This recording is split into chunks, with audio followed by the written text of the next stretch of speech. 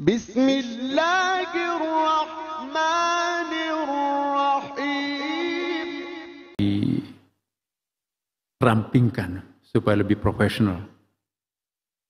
Karena Kementerian Agama ini sudah mengalami 7,5 perubahan. Perubahan pertama,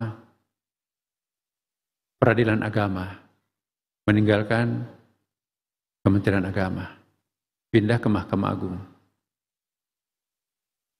Kita tahu bahwa dampak positifnya ada, tapi juga dampak negatifnya juga banyak. Ya, saya tahu apakah itu ada kaitannya. Semenjak peradilan agama pindah ke Mahkamah Agung, angka perceraian statistiknya menaik. Sekarang, 1 tahun yang lalu, perceraian kita itu menembus 40%. Tahun ini 35%. Bayangkan kalau 210 juta orang, 2.100.000 orang kawin, sama dengan 4.200.000 orang, ya, 35% cerai. Dahsyat itu. Ya. Maka itu disebutkan abghadul halal ilallah at-talaq, sesuatu yang halal tapi paling dibenci Allah ialah perceraian. Menariknya perceraian ini, 80% perceraian itu pasangan usia muda, 5 tahun.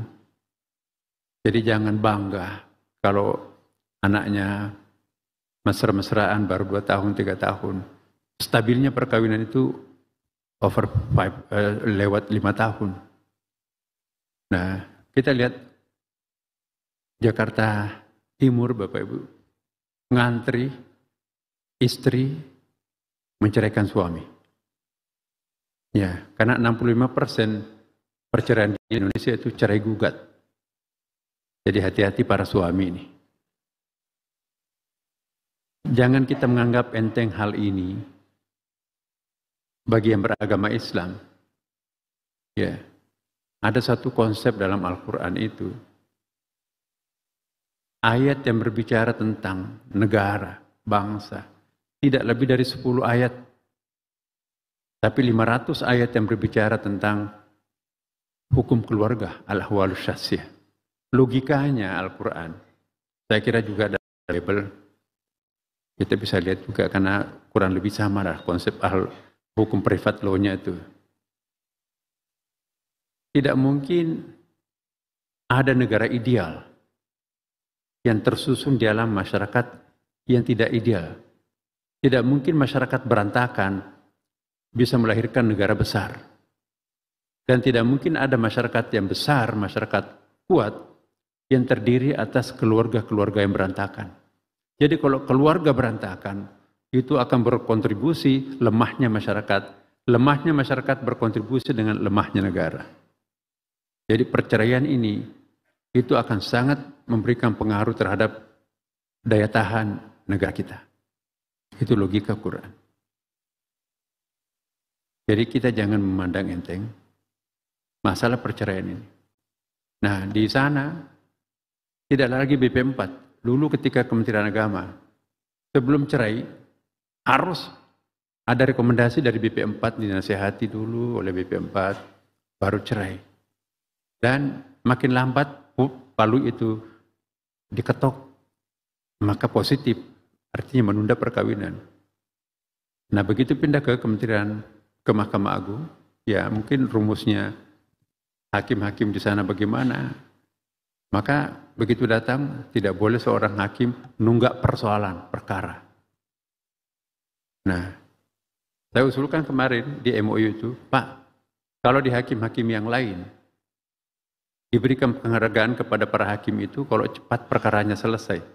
Tapi dibalik peradilan agama, justru siapa yang paling banyak perkaranya, menunggak itu diberikan penghargaan. Itu artinya menunda perceraian orang. Ada orang emosi, cerai, minta cerai, nyesal ke belakangan. Nah Bapak Ibu sekalian, jadi kembali lagi peradilan agama sudah lepas, kemudian Litbang sudah masuk ke BRIN. Litbang itu sebetulnya itu sangat bermanfaat untuk memberikan kerangka teori terhadap kebijakan Kementerian Agama. Kalau kita memfungsikan Litbang dulu secara ideal terhadap kementerian ini, janganlah Kementerian Agama bekerja tanpa teori. Sehingga apapun kemauan menterinya itu yang harus jadi. Dan itulah fungsinya Litbang sebetulnya.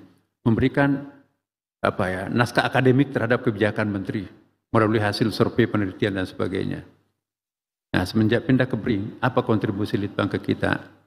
Itu kita bisa lihat. Yang ketiga, juga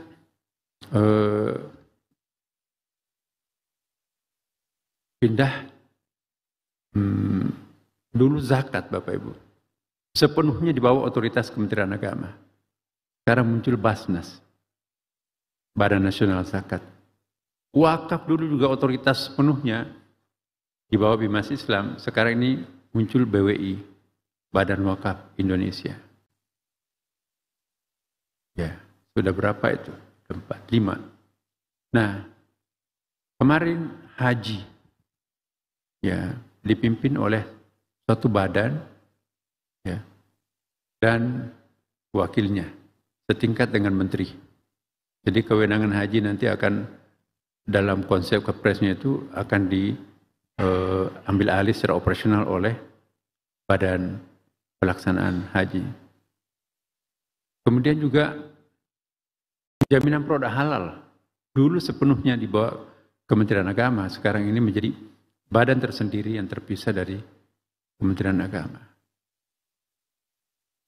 Jadi yang ada di Kementerian Agama apa?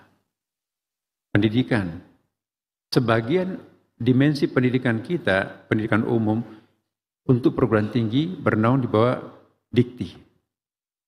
Untuk pendidikan umum yang ada di Kementerian Agama itu juga akreditasi dan sebagainya itu dibawa Kemendikbudrismen.